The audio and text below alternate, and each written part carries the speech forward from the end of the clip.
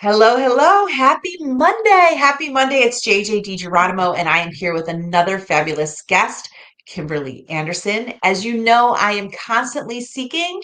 I wrote my third book. It's called Seeking because I'm constantly looking for new ways to enhance my life, enrich my experiences, and have better relationships, which is why Kimberly Anderson is a perfect fit for today. Not only is she the founder of the Confidence to Date Again, but she talks a lot about belief systems and how these belief systems impact our relationships. So, Kimberly, thank you so much for joining us. Thank you. Thank you for having me. This is very exciting. Well, I'm pretty excited to jump into belief systems because I feel like belief systems can impact so many things in our lives. So, can you just give us some context of how you define a belief system and where they come from?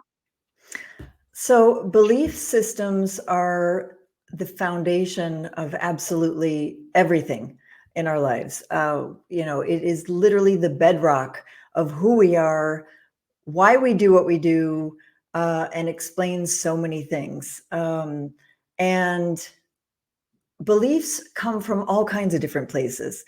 They come from our families, they come from our society, they come from our experiences, they come from ourself. They come from pretty much a lot of. They come from different areas. And the thing is with beliefs is oftentimes we're not even aware of what our beliefs are. Hmm. Yeah, that's what I was going to ask you is like, can we have any control over them or how do we even know what they are? Right. So I mean, here's the thing. Most people have no idea what their beliefs are. They really don't. They really don't even think about it because we're kind of parachuted into our worlds as children. And we are immersed in our own families. And we grow up with that family, thinking that that is the only life, the only form of reality that kind of exists. It usually, especially even goes beyond our family, and then it goes into our maybe our town, into our city, into our country. And Beliefs really are um, something that takes, I would say, a bit of a personal development journey to start to understand and unravel the role that beliefs play in our identity and who we are. Um, so there's a huge amount of factors that come into our belief system, and ultimately, like I said, they really create who we are. And it's our beliefs create also the stories that we tell ourselves about who we are. That's so interesting. So, how did you get into this belief conversation? Well, it's a really good question. I really started to look at my beliefs when I started my personal development journey. And I started my personal development journey over 15 years ago because at the time I was going through a difficult um, situation in my personal life. And my personal development journey started me looking at, what do I want? What do I believe? What are my values? Where did they come from? And all of these factors when we start to look at, lift the hood on the car, so to speak, we start to think, oh, why do I think that? Where does that come from? Where does who I think I am, who I call myself to be, where does that come from? You know, so that is kind of where the origin of when I started to look at my beliefs.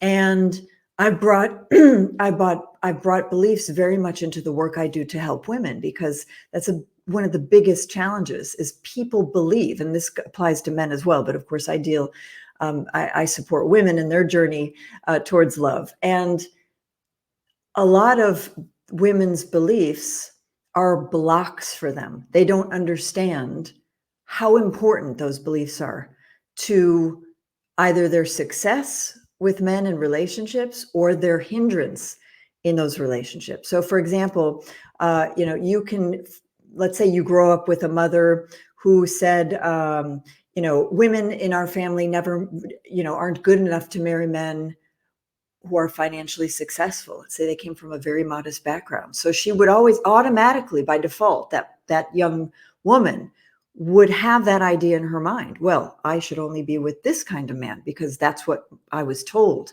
That's who I am.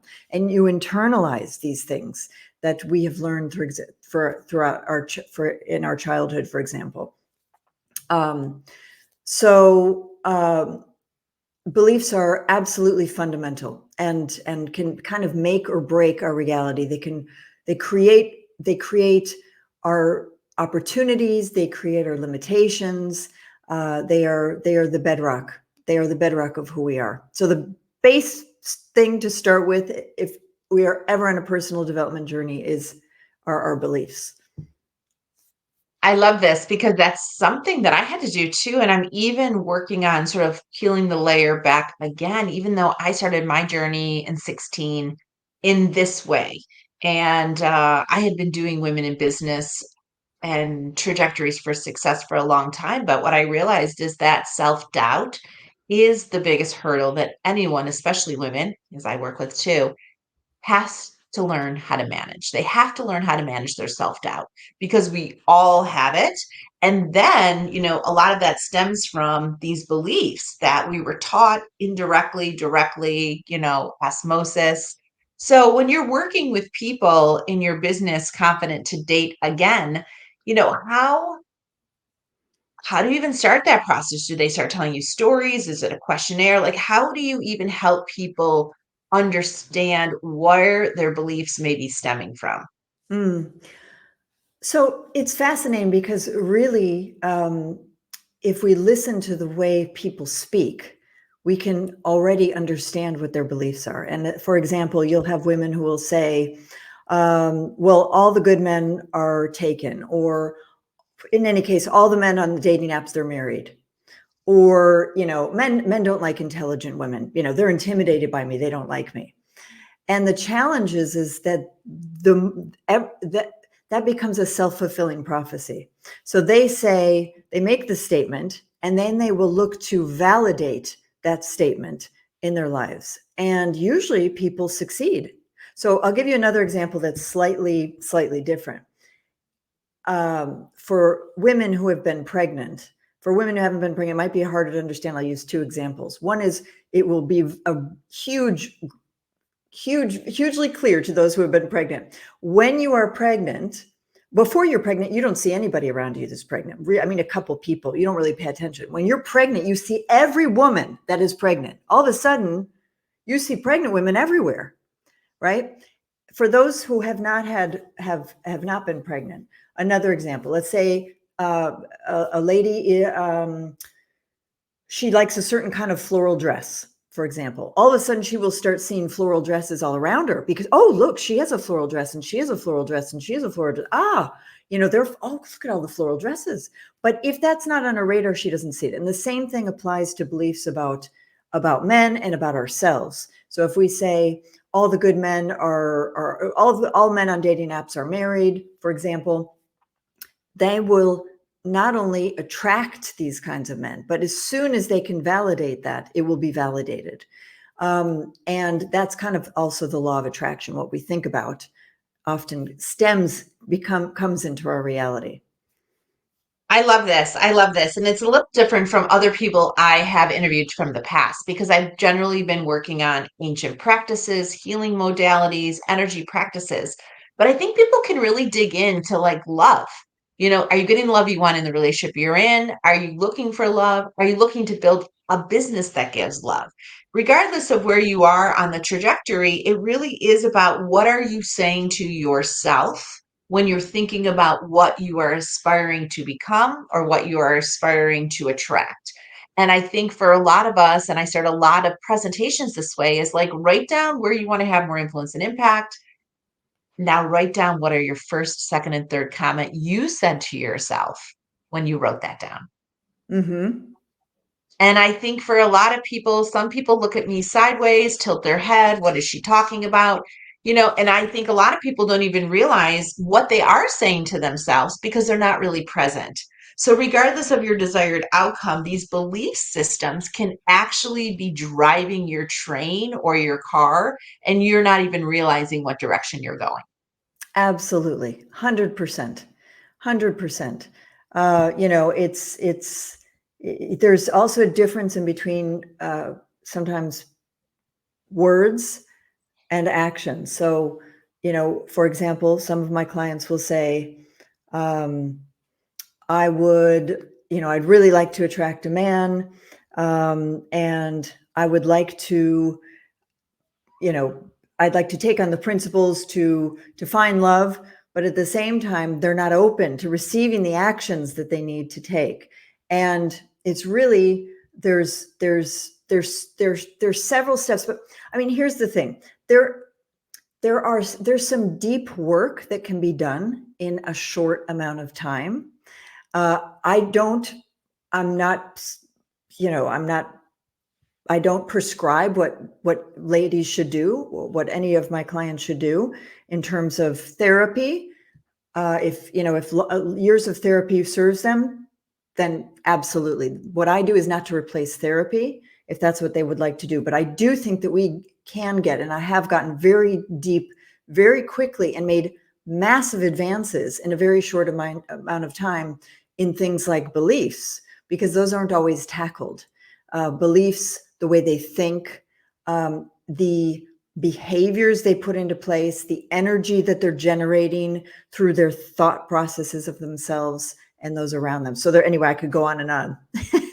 Yeah, let's dive into that because I think breaking away from belief systems is really the goal. Is like, how do you break away with them? Because what you're saying is the belief is the engine, right? It's the engine that really catapults the direction you're going to go. And those beliefs could have negative energy or positive energy. They could be supportive or they could be cutting you off at the knees. So, how do you break away from a belief system? Like, just, I mean, I know we don't have a ton of time, but just at a high level, if whether you're looking for love, starting a business, hosting a retreat, like whatever you're doing, how do you not only we recognize the belief systems by being in the present moment? We know that.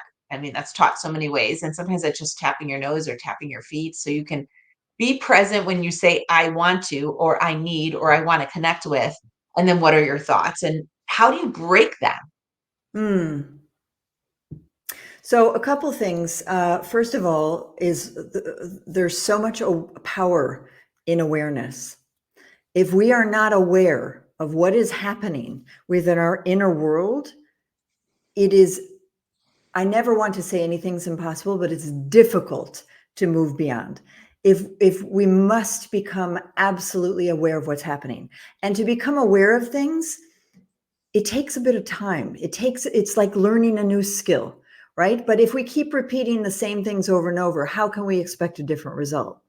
So, awareness is the first step, being able to write down some of the beliefs that we have. And that might take time. It might take a bit of digging over time, a bit of layers that we go through. So we have the awareness, and then of course it is creating a new thought process for what the belief we'd like to have. So for example, saying, let's say I heard this very recently from a woman I met on the street. Oh, well, I'm too successful. No men are interested in me because I'm just too intimidating for them. The challenge is it's not because she's intelligent. It's not because she's intelligent. It's because she's out of balance with her masculine feminine energy, radically out of balance. And she's so out of tuned with that balance, she's not even aware that she's out of it. So she's putting the fault on, well, men don't like, she's had this belief, well, men don't like women who are intelligent. But it's not that men don't like women that are intelligent. It's that she's so masculine that she's reflecting masculine energy back to a man that she meets. And a man, unless he prefers men, he's not going to be interested in that. So awareness, going back to your original question, how do you change your beliefs? Awareness, and then replacing them with healthier beliefs. Also becoming aware of the things, the monkey mind that we have going in our head. What do we tell ourselves? and replacing those thoughts with other thoughts. So it's a But it's a step-by-step process, but the most important thing is it's a process. Like anything we learn, it's a process. It's not a snap of the fingers. Oh, okay, I'll just replace that belief. I'm done now. It's reprogramming our minds. It's reprogramming the way we think. But when we do, that's when huge shifts happen. Those are the aha moments. Those are the light bulb moments where you go, oh my gosh, I didn't realize this was happening. Oh, wow. It opens total new doorways, and then synchronicities start to happen, and things that we thought were impossible start happening because it then becomes a possibility within our realm of reality. so powerful and such a great way to do it. When people are seeking love, I feel like they're more in tuned and ready to shift than almost any other time in their life. I feel like whether, I work with a lot of women that are in transition or aspiring to start something off the side of their desk. And I think a lot of folks obviously want to do those things, but other things get in the way. And I think the fact that you really have the cornerstone of helping women connect with love, and it sounds to me like you have to start from the inside out. Just very similar to what I talk about is you have to almost have to love yourself enough to believe that you can be loved. Yes. Yes. I mean, I'm going to tell you two things on that. First of all, in my experience, there are those who say that they want to change, and there are those that make the change. So when you're saying, relating it to kind of your work and that they might be more motivated, surprisingly, there are so many people that come to me. I mean, almost every time I go out, I meet someone who's single and they say, oh, I want to talk about dating. I want to talk about love. Let's talk, talk, talk, talk. But are they willing to actually take action and invest in themselves? A lot of times people aren't, because they don't realize how impactful it can be. They don't realize that it's not just learning two new dating tips, how to text better, or to maybe wear a different color, a different outfit or something. They're it's from the inside. We start attracting things because we're changing the inside. And going back to what you're saying about self-love, that is one area that I really support the women that I work with in my one-to-one coaching and in my program, is the self-love. Because if we don't love ourselves, we cannot love someone else. And I don't want to intimidate anyone who's listening to this. We never have to love ourselves 100%, be 100% healed, be 100% perfect before we can find a partner. Of course not. But there are some nuts and bolts that might be broken or that need fine tuning in ourselves. And those are the game changers when it comes to finding a partner and even feeling amazing about ourselves. Why go through life if we don't feel good? There's so many things we can do, but that all comes from inside. And dating can be a rocky road. It can be emotionally rough. It can be very up and down. So when we build ourselves from the inside, when we become centered, when we become strong from the inside and peaceful, we go through those emotional roller coasters with so much more ease and peace, and we feel just so much better, because there are so many women who don't do that, and they just give up. Oh, dating apps are horrible, or all men are this, and they just give up. They close the doors and that's it. They wrap up shop, not for me, and that's it, because they don't see that there's actually possibilities to heal themselves, to evolve, to enter into conversations with men that are not all personal and they need to get defensive, for example. There's so much to talk about. So much. And I follow so much Esther Hicks, and she's a big believer saying that what's happening on the outside is really happening on the inside. And I Yes. think that's just a great summary for what you're saying is like you need to take the time to find your fuel stations, fill yourself up, let go of what's no longer serving you, and being sure you're aware of your energy. Coming from a tech background, I was so heavy in the masculine that it took me a long time to introduce and engage and have more feminine energy.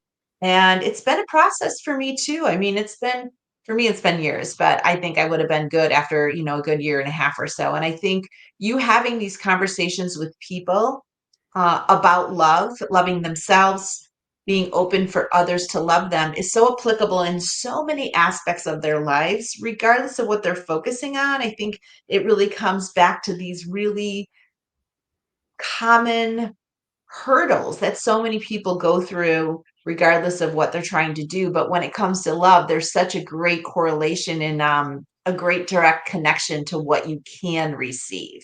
And so, can you tell us a little bit about your company, Confidence to Date Again? Yeah, sure. So I am an international dating expert, and I have a my company is called Confidence to Date Again, and I have a program called Your Path to Love, and I also do one-to-one coaching. There's a lot of other um, I can't call them secrets, but surprises that will be coming up, new products that I'm launching to help support the women in my community. So I'm excited about that. I really focus on high achieving women. I mean, I myself, you talked about your tech background. I was in the corporate world for over 20 years. I worked in the media industry, and I was very much in my masculine as well. So I really, really understand the challenges that women face and the opportunities that they face when they can tap into this feminine energy. I've lived it firsthand. I've seen it with my clients. It is a process, but it's so powerful. So I really help them in a number of areas, on the self-love area, the feminine energy, on helping them live their best lives, because that, again, that when we are when we are when we understand how much we can do for ourselves, and how that then that reflects outwardly, that's when the magic happens with love. So it's kind of that path that we go down together, and it's exciting. But I cater to women who are similar to kind of my story. Yes, probably my story too. So I love this, Kimberly. You've given me such great perspective on beliefs and belief systems and how they may be impacting not only our decisions, but our actions and our attraction. So I really appreciate you taking the time to join us all the way from Paris. I hope you have benefited the listener to our conversation. You can find all of Kimberly's links below, and we will definitely stay tuned to what is on the horizon for you. So thank you, Kimberly, for joining us. Thank you. It's been a real pleasure. And yes, I'm on. You said the links below. I'm on YouTube as well. So if anybody's listening, feel free to subscribe. You have lots of free content on there, and of course, I'm on the other socials. And thank you, JJ. It's been a real pleasure. Lovely to see you, Oh, and hope to talk real soon. I appreciate it. Have a great day. And thank you again for joining us. We look forward to seeing you here again. Sounds good. Bye. Bye.